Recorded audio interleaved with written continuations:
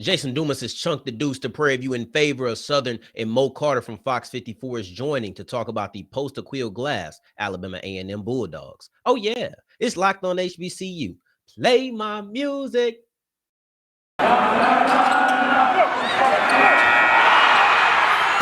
Locked On HBCU, your daily podcast covering HBCU sports. Part of the Locked On Podcast Network, your team every day.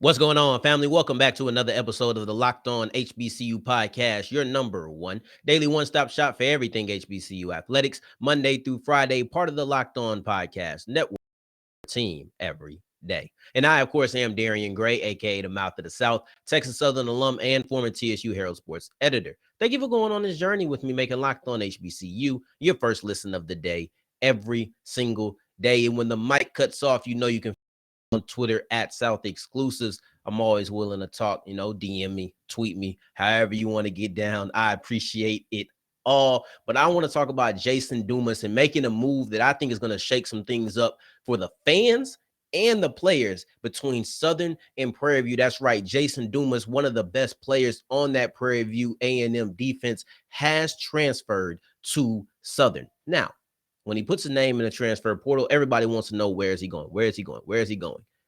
And he chooses Southern. There is a clear link between Prairie View and Southern, and that is Coach Eric Dooley, who has left Prairie View, but was the coach last year in favor of Southern. And it seems as if Dumas is making that same path. And I thought you would see more of this. This isn't surprising to me, because when you have somebody who's not just leaving within the conference, but also leaving within the division. So he didn't just go from the SWAC West and like, okay, I'm gonna go join somebody on the East. No, Dooley left the West and stayed in the West. He's still right there with Southern. I'm not surprised that players are gonna be like, well, I just want to just go over there with him. And I'm sure that Southern would accept a lot of the guys who were at Prairie View. But other than Reggie King really didn't play much as a true freshman, so he might have grew into a bigger role, but honestly, you didn't play him in his first year, so Prairie View really isn't missing much with him. They don't know what they had in him or what they didn't have in him. But other than Reggie King, this was the first player to go from PV to Southern. And man, what a splash that it is, because the hole that is left on the interior of the defensive line for PV is massive. And I don't mean this just in size, like literally and figuratively, it will be a big hole to close. And let's look at the player who Dumas was. Let's not even start off with who he is right now. Dumas has been impactful since the jump, since he came out there. Let's talk about his stats, right? So you're looking at a guy who, as a freshman, had 9 tackles for a loss, 4 sacks. That 9 tackles for a loss was high. Those 4 sacks, 5th. So he was top 5 in those stats as a freshman. But okay, if you want to say modest numbers, whatever, I still think that was impressive. Coming in his second year, and he's tied for first in tackles for a loss. You're looking at him with 12 tackles for a loss and then 5.5 sacks. Those 5.5 sacks were only half a sack behind the first place guy. And here at Locked On HBCU, I love doing this thing where I'm like, okay, I'm gonna set it up. I'm gonna set the whole story. I'm gonna get the exposition in. I'm gonna tell you who he was as a freshman, as a sophomore. But drop that. Take all of that aside, and let's just look at who he is today, because how he got in here, that's important when trying to get context. But if you're just talking about who is Prairie View missing, I'm talking about the 2021 version of Jason Dumas. That's a monster. This guy had 17.5 tackles for a loss. He had 8.5 sacks. Now, you have 17.5 tackles for a loss, 8 sacks. That's an impressive season. But let's compare it to the rest of his teammates. That tackles for a loss, he was the leader by 9 tackles for a loss. He was the leader in sacks by 4. This is 3-4 games worth of stats for most players. Let's just say 3 if you're getting 2 sacks in a game and you got 2 sacks the next 2 combined, right? Okay, you got the 4. But tackles for a loss, many people aren't getting 3 tackles for a loss per game. This is the gap in between what Dumas was putting up and what other guys were putting up. And this isn't in a way of passing yards or rushing yards or receiving yards. No, this is defensive stats where basically everybody has a very similar opportunity. Not the same because it's schematics and you can draw stuff up for individuals, yes, but for the most part, it's equal opportunity right now. Anybody can get it. And Dumas was the one who was getting it. This is the type of player that you're missing, but this is the type of player that Southern is getting. We're not going to take the negative tone of it. We're going to talk about the positive nature that the Southern Jaguars, they're getting a beast in the middle of their defensive line in Jason Dumas. There's many people who will tell you this is the best defensive lineman in the SWAC, and he just transferred from one SWAC team to another. See, when Dumas is lined up in that purple and gold, right? A lot of people are on the Prairie View side are happy because it's like, oh man, you know what? We got somebody that you got to deal with. You know you're going to have to deal with Dumas every time he lines up. But now, for the first time in Dumas's collegiate career, Prairie View is going to have to be one of those teams that knows they got to buckle up that chin strap and they got to be ready for this monster when he shoots the gap. And the reason I think that this might impact things off the field, because we just talked about on the field, but off the field, you have Dooley, a guy who I think I've heard some Prairie View fans say they were kind of upset because you knew where you always wanted to be the whole time. And some are happy, like, okay, whatever, you where you want to be. But some are like, man, kind of spurned in a sense. And now you have Dumas, who is following his coach. Clearly, they had a good relationship, right? Because he knows that he's going to set him up in the right direction or in the right situation to be able to achieve the same stats, if not better, that he had last year. It's not going to be that much of a learning curve as if he was, transferring to some other school. But now you have that guy in Dumas. You have the coach who you like, man, you never really wanted to be here in the first place. We just had you here as a placeholder, or you had us, you had Prairie View as a placeholder for eventually getting to Southern. It feels like some reason to stir up some bad blood. And I'm excited for this game. I truly am, because this game is going to be passionate. It's going to be in Prairie View. Dooley is going to be returning to where he was the coach. Dumas is going to be returning to where he became one of the better players in HBCU football. I'm excited for what this can be. And another thing that I'm excited for is when we get Mo Carter on here, because I want to know, after Aqeel Glass is leaving, what is Alabama A&M going to even look like? As we keep on rolling on today's episode of Locked on HBCU, thank you for making us your first listen of the day every day. I do appreciate that. We have Mo Carter on, and he's going to be talking about what should we be looking for? What is the future going to look like for Alabama A&M? Because you're losing a quarterback who has been one of the better quarterbacks for the past 2 years in all of HBCU ball. Yeah, you got a pretty big question mark on your team. So the question that everybody is wondering, after having a quarterback the caliber of Aqeel Glass, how do the Alabama A&M Bulldogs move forward without him? Well, man, here's the thing. Coach Connor Mander basically has told us the same answer to that question multiple times. It's just like hey, it's a next man up mentality. They've got an interesting quarterback room. Some guys with experience, some guys with just a splash. And one thing I noticed during the spring season is that it was a complete open competition. I mean, you literally saw like Quincy Casey running with the ones team, like, one day, and then he's running with the threes the next day and whatnot. You're seeing another quarterback kind of doing the same thing. And even in the spring game, yeah, they split everybody up or whatever, but then you kind of also notice that they started trending in the matter of, okay, how well would this quarterback do with this squad, or how well would this quarterback do with this? Xavier Langford's another one of those guys that figures to kind of be in the mix. So honestly, I think A&M's QB competition is literally going to go all the way down, probably to maybe that second, third week in fall camp before they actually name a starting quarterback for their upcoming game, opening game against UAB. Kind of keep, the UAB coaching staff on their toes, as well as, they try to prepare for a team that they don't even know who's going to be throwing the rock. And in ways, not only with the perceived deception versus the opponent, but also the fact that it seems to be really close is a good sign, because any quarterback can go in there and get the job done. From what you're hearing, is there any quarterback in particular that is maybe inching away the rest? Um, I would probably say Quincy Casey, the Jackson State transfer, and it's primarily because he has that experience already on the field. But I also will not count out the Williams kid who was, starting quarterback for the University of Miami for like a year and a half until they had all those different coaching changes and whatnot. He didn't get a chance to really showcase a lot in spring because he did get nicked up towards the middle of spring practice. So I think they kind of kept him kind of limited those last couple of weeks just in general. So I'll just look at it like this. You're not going to bring in a guy who's a starting quarterback at a P5 school to just sit on the bench as well. So I think he's definitely going to be in the fold. And then, like I mentioned, Xavier Langford as well. He basically has been Aqeel Glass's backup, year, maybe 2 years True. and whatnot. Yeah, so he's been there before, obviously, because A&M's been in so many shootouts with Glass at the helm. He didn't really get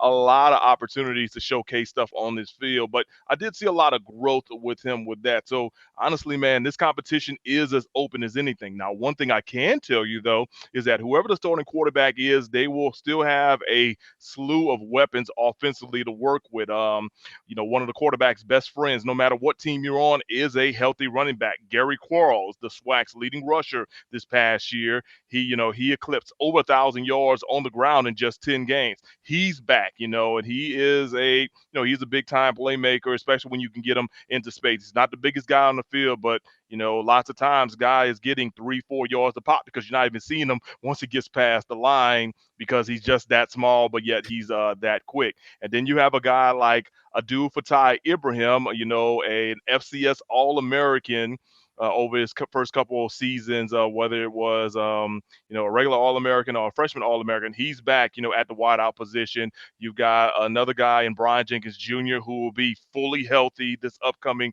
year, probably in the slots. And then there's a bunch of other guys that Coach Maynard wanted to get on the field in the past year and a half. He just hadn't got a chance just because you have to keep going that flow. So weapons-wise, they still do have a lot of good things going for them offensively. I think it's just going to be a matter of how quickly can the offensive unit with whoever their starting quarterback is, how quickly can they gel once that quarterback is named, and how quickly can they find success early on, especially with some very tough tasks out the gate.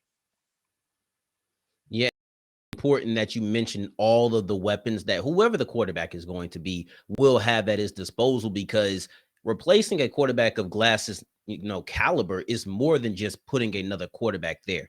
It's also going to be the weapons, the offensive line, and everything. But I want to mention Quarles specifically. Do you think that Alabama A&M maybe switches over to a more run-heavy system since they have a sure thing at running back and maybe a question mark at quarterback? There's a possibility. The popularity now when it comes to college football is the read option.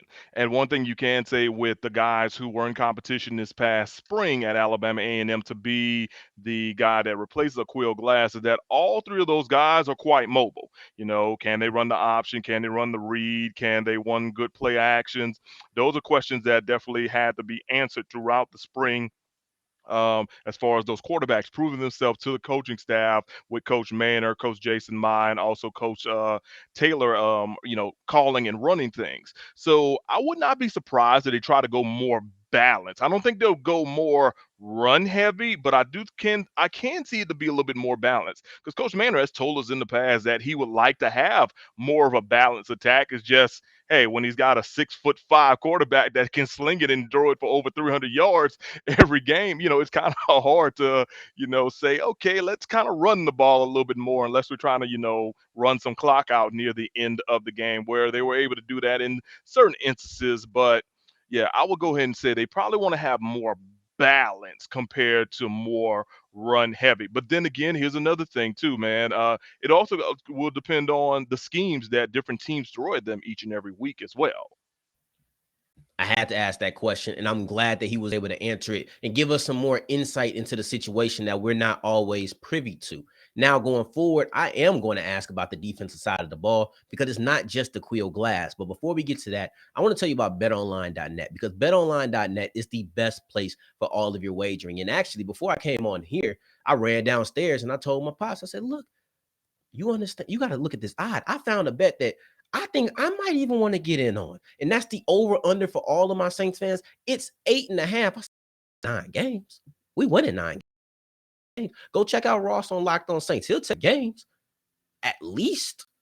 I said, oh yeah, I might have to get in on that one right there. But if you don't want to wait, if you want to play, if you want to bet on some football, but you don't want to wait until the NFL season in the fall, get down with the USFL. They're there as well. If maybe football just isn't your thing and you want to go to basketball, the NBA playoffs are alive and kicking. Or, if you want to do the futures, get your own team, whether it's the Saints, whether it's the Cowboys, the I ain't gonna say nobody I don't like. I don't know why I said the Cowboys, but any other team. I only like the Saints, man. I don't like any of y'all other ones.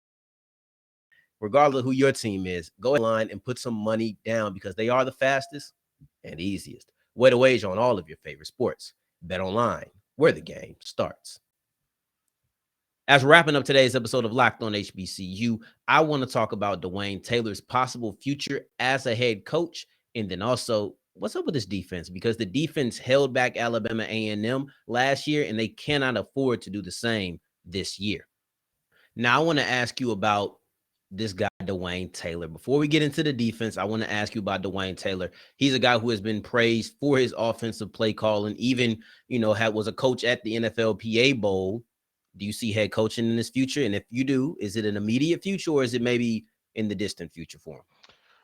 I could see it being in the immediate future. One thing I remember when Coach Connell Manor took over this program a few years ago, one of the main things he said in his press conference, the first press conference, was that majority of his assistant coaches had either been a head coach somewhere or had been a coordinator somewhere. And Coach Taylor was one of those guys that had fit that mold in a sense. So it's interesting to kind of see how they have continued to progress. I'll be honest with you, I'm actually kind of surprised Coach Taylor has not left for another job. But then again, Coach Manor has done a really good job keeping this core group of assistants together because majority of them have all worked together in one way, shape, or form. Some have even coached together. Not coached, coached against each other as well when you kind of look at the totality of things. But no, I really do think that, if Coach Taylor ever wanted to go and seek another job, more so likely a head coaching job, I definitely think Coach Maynard would give him his graces on that because, of course, he wants to not only develop talent with his players, but develop talent also with his coaching staff as well, and knowing to let the world know that, hey, not only we have good talent on the field, we got good talent in the press box and also on the sidelines, coaching these young men up to be the next great people in the world, both on and off the field. So, yeah, I think if Coach Taylor's name comes up with any particular job in the future that's a right fit as well, then I definitely do think he will take it. If not, I mean, I'm pretty sure he's got a home on the hill here in Huntsville for as long as he wants, especially under the Coach Maynard era. Now, it's all good when we talking about the offense, talking about Glass, talking about the weapons, talking about Taylor. Now, when we get to the defense, it's a little bit different. Things were not good on the defense last year. What steps have they put in place to be able to, patch up some of those holes so that you can have more success in the 2022 season? Yeah, defense, it wasn't great. We'll just go ahead and just say it. I did like Coach Granville Eastman as an overall person. I mean, probably one of the nicest men you'll ever meet. I mean, and he was hard nosed when it comes to getting things done with his guys on the defensive side of the ball. However, things just did not work out. I continue to wonder, had that defense been even a tad bit better, how much better could things have been for Alabama A&M during the 2019 or 2021 fall season as well. But Coach Manor, he had to find a way to make some changes, and he decided he had to make a wholesale change. So he went ahead and he decided to get rid of Coach Eastman as the defensive coordinator, and he ended up, and also Coach Chris Schelling, who was the DB coach, and he decided to promote Connors Bolware, who was coaching the D line, to be his defensive coordinator. And once again, Coach Maynard utilizing guys that he has worked with in the past and found success. When Coach Maynard was at Winston-Salem State, the year that he led them to the Division II National Championship game, Connors Bolware was his defensive coordinator. And I think Winston-Salem State, was like top 10 in just about every defensive stat category in the nation, not just in the CIAA, but like in the nation. So they were getting things done on that side of the ball under Bolware. And even the next year, they made a decent run in the D2 playoffs as well. And then once Coach Manor left for Hampton, Bolwell was the head coach at Winston-Salem State. He still has success as a head coach while also kind of doing dual roles on the defensive side of the ball or whatever. So, he did some good things up there in Rams country. So now he comes here to Alabama A&M hoping to replicate that success. Now, look, I'm going to go ahead and just be honest with you. I'm going to Do have that. to go ahead and go with the wait and see process with Okay. this because, yes, I know a coach has a lot of great grades and whatnot, but here's why I have to go with the wait and see process on defense. Primarily this, you have a new offensive coordinator who's putting in a new scheme. Plus, Alabama A&M, if I'm not mistaken, it was 39 guys who they signed for National Signing Day, and I think like 30 of them were on campus for the spring. And like 75% of those 30-something guys were defensive players. So you're talking about a new coach, new scheme, and lots of new players. So that's a lot of things to kind of all come in together. Not so much in a short period of time, but they've got a decent amount of time to get some things together. But honestly, you're going to have to really see how they kind of hold up in those first couple of games before we can really, really get a gist of how good can this defense be. Now, granted, too, they got the likes of UAB and they've got the likes of Troy the first couple of weeks out the gate. So, you just kind of just don't know how those things are going to really, really play out. And then they got Austin P at home as well before they jump in the SWAC play with Florida A&M. So I hope they can answer a lot of questions on the defensive side of the ball. But man, yeah, they definitely got to take a wait and see approach and probably got to take it as a game by game approach as well to see what kind of success you're going to have on that side of the ball. Now, Mo, you killing me. Okay. I thought you was gonna come in here. You was gonna tell me they got this and this and this, and it's gonna be okay, Darian. But you know what? Giving it to me straight. So I gotta appreciate that. Now, It, Daryl, let it- me go ahead and hit you with this too. Now, okay, please, remember, please it's tell me it's spring. good. I just looked at spring football too, and Okay. any coach will tell you that any and everybody loves their team during the spring. Any and everybody loves their team during pre-season football camp. Heck, when I played at Southern University under Coach Pete Richardson, he said the same thing. Yeah, they're going to love you or whatever and stuff until you got to start playing those games. It becomes a different story. So that's why I have to look at that type of approach Nah, as I well, appreciate man. that. I appreciate it. Look. I was gonna try to get you to give me some fake optimism, but I want the real. And the real is that this unit needs to get help, and I will bring you along. Not gonna be the last time that you see Mo Carter because he is the man with all of the info on Alabama A&M, and I greatly appreciate you coming on this show. Hey, Darren, always appreciate you, man, and also appreciate what you're doing for HBCUs through the Lockdown podcast network as well. And I'm not just saying that from a guy that's like covering HBCUs here in Huntsville, but also I'm saying that as like an HBCU fan and also an HBCU grad like yourself as well. Thank you, and I appreciate you for doing the same down there in Huntsville. Till the next time, my guy. Yes, sir. I wanted some optimism. I did. But at the same time, I got to respect the fact that Mo said, nah, we just going to keep it real. This defense was not good last year. There's a lot of moving parts. I can't guarantee that they're going to be good this year. I got to respect the honesty. That's what we're delivering here on Locked on HBCU, whether it's Mo or it's myself. I'm going to give you honesty. That's why you have to make us your first listen of the day every day. And tomorrow's episode, we're going to be talking about Prairie View A&M winning the outdoor tournament. Outdoor championship in track. That is a big deal. And then also, for your second listen of the day after us, make sure that you're checking out some of our other conference shows, whether that's Locked on ACC with friend of the show, Candace Cooper, or that's Locked on SEC, Locked on Big 12, Locked on Pac 12. Make sure that you give them a listen and get yourself educated on some of these Power 5 schools as well. Now, in the meantime, in between time, if you're looking for me, you can find me on Twitter at South Exclusives. Until the next time that we hear each other, family, take care, stay blessed. Peace.